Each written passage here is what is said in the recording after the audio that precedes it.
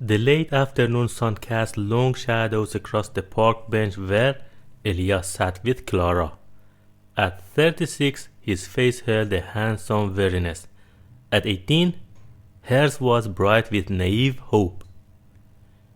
Clara, he began, his voice a low, earnest rumble. I know the age difference is a lot, but I haven't been waiting for nothing. When my father left, I was the man of the house. I gave my 20s and early 30s to my brothers and sisters. School, jobs, weddings, I saw them all independent first. He took her hand, his thumb stroking her knuckles. Now they are settled. Now, finally, I am ready for my life, ready for peace, ready for a wife. Tears welled in Clara's eyes. This man, so selfless, he was a hero, a martyr who had sacrificed his youth for duty. Elias, she whispered, yes, I'll marry you. Their first years were a gentle, quiet life. Elias was a devoted husband, if a bit distant at times, often disappearing for business trips. Clara was content, basking in the glow of the life he had earned for them. Then, one rainy Tuesday, an anonymous message popped up on her old social media account. A woman named Clara was asking if Elias was still telling women the same poor me story. Clara's hands trembled as she messaged back.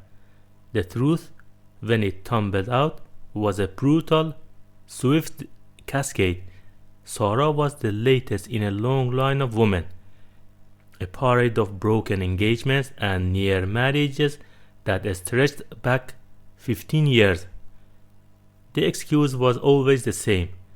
My dad left us. I sacrificed my life for my siblings. When they are independent, I'll finally ready. Except the women were never the one he was finally ready for. The worst wasn't that his past was a lie. It was that his present was a continuation of it. A few simple searches revealed not just the ghosts of his bachelorhood, but fresh digital footprints. He hadn't stopped after saying, I do. The business trips were just a new, crueler version of the old routine, still wrapped in the blanket of the noble, self-sacrificing brother. When Clara confronted him, Elias didn't deny it. He merely looked at her with the same practiced, wary expression he had used when asking her to marry him. You were so young, Clara, he said, shaking his head. You believed the fairy tale too easily. And in that moment, Clara saw the truth that had been hidden by the glow of his supposed sacrifice. Elias hadn't been sacrificing his life for his siblings. He had been using his siblings to sacrifice his responsibilities to women. He was a man who loved the idea of settling down, but loved his freedom and the constant chase for more. His delay wasn't a noble deferral of happiness, but a carefully curated alibi for emotional evasion. The moral of this story is simple. Be cautious when marrying a man much older than you and find the real reason for them not to marry at a normal age.